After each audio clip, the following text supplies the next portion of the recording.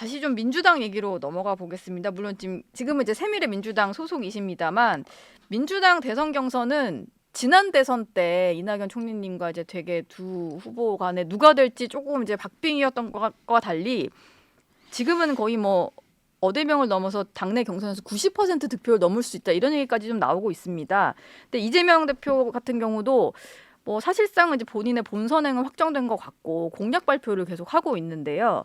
얼마 전에 본인의 싱크탱크 출범식 당시 영상이 공개가 됐는데 김대중 노무현 전 대통령은 등장을 하고 문재인 전 대통령은 나오지 않고 바로 이재명 후보로 넘어가더라고요. 이거는 뭐 일각에서는 문재인 지우기다 뭐 이런 얘기도 나오는데 어떻게 좀 해석을 해야 될까요? 3년 전 대통령 선거를 위한 당내 후보 경선 때도 그분이 그렇게 말했지요. 자기가 되는 건 정권 교체다 그랬어요. 그 당시에는 문재인 정부 시절인데도. 네, 네. 네네. 그런 것의 연장이 아닐까 싶은데요. 네. 네, 잘 모르겠습니다. 어쨌든 본인은 문재인 정부와는 좀 그 기존에도 각을 세워왔고 그 일환으로 좀 그런 것 같다라는 말씀이셨고요. 아까도 제가 구대명 얘기를 했는데 영남권 경선에서 90.81%를 득표를 했더라고요. 그래서 지금 누적 득표율도 89%가 좀 넘어요. 이런 현상은 좀 걱정하시는 분들이 많을 것 같습니다. 민주 진영에서는 어떻게 보고 계신가요? 참 기이한 일이죠. 예. 사당화가 안성됐다. 네, 그런 것이고요. 이제 걱정되는 것은 그런 문화를 만든 사람들이 행정 권력까지 장악하면 이 나라는 어떻게 될까? 예. 당내에서 비판 세력 또는 의견이 다른 사람들을 배제하고 쫓아내거나 억누르거나 압박하거나 협박하거나 이런 식으로 해서 당내 민주주의가 지금 질식하고 있는데 당내 민주주의를 질식시키는 사람들이 국가 민주주의는 잘할까 하는 걱정이 생기는 거죠. 예. 그런 점에서 참 기이한 현상이 있는 그대로 드러났다. 예. 밖에서 보면 오히려 더 위화감을 느낄 수도 있겠다 이런 생각이 듭니다. 근데 민주당도 상당히 오래된 역사를 가진 정당인데 이렇게 좀 단기간에 어떤 특정인을 중심으로 당원 체질도 바뀌고 누구 사당하다 이런 말을 들을 정도로 바뀌는 게 저는 좀 이해는 안 가가지고요. 정말로 그런 건지 아니면 내부적으로는 할 말을 하고 싶어서 참고 있는 분들이 있는 건지 이게 좀 궁금한데 어떤 상황일까요? 실제로는. 사람에 따라서 약간씩 다르겠죠. 네. 상당수의 사람들은 아니다 싶어도 말 않고 있을 겁니다. 예. 네, 그리고 말하는 사람들은 오직 한 가지 색깔의 말만 하고 그러다 보니까 한 가지만 드러나게 되는 것이죠. 네.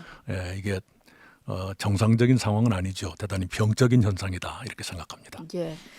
지금 국민의힘 후보들 사이에서는 다 내가 이재명을 이길 수 있는 후보다. 그리고 이재명 후보가 대통령이 돼서는 안 된다 이런 얘기를 참 많이 강조를 합니다. 근데 이낙연 총리님께서도 지난번에 이제 당내 경선도 함께 치르셨고 지금도 여러 걱정이 되는 것 때문에 개헌 얘기를 하시면서 좀 움직이시는 것 같아요. 네. 보시기에 이대로 이재명 후보가 당내 후보가 되고 대통령이 된다면 뭐가 가장 걱정이 되십니까? 두 가지가 위태롭게 되지요. 예. 하나는 민주주의, 하나는 법치주의입니다. 민주주의의 기본 장치는 삼권 분립이거든요. 네. 삼권 분립을 왜 하느냐 그러면 입법, 행정, 사법의 삼권이 서로 견제하고 균형하라, 균형을 만들라 이런 취지이지요. 그게 민주주의의 기본입니다. 네. 그런데 입법권을 장악한 세력이 행정권까지 장악하고 더구나 요즘엔 사법부나 헌법재판소를 포함한 사법부마저도 눈치 보고 있는 것 같다는 의심을 사고 있잖아요. 자, 이런 상황이 현실로 될 때는 민주주의는 과연 어떻게 설 것인가 예. 하는 걱정이 하나 있고요. 두 번째는 이제 법치주의인데 아시는 것처럼 몇 개입니까? 8개 사건, 12개 혐의, 5개 재판? 예, 맞습니다. 네. 이 모든 것을 온갖 방법을 동원해서 전부 지연시키고 있잖아요. 예. 네. 그러다 보니까 사법 리스크가 하나도 해결되지 못하고 고스란히 국가 리스크로 둔갑하게 생겼단 말이에요. 네. 그런 상태에서 국회의 방탄복도 넘치게 썼는데 최강의 방탄복까지 입겠다는 것 아닙니까? 네, 대통령이라고. 대통령이라는. 네. 그러면 우리나라 법치주의는 어떻게 될 것인가?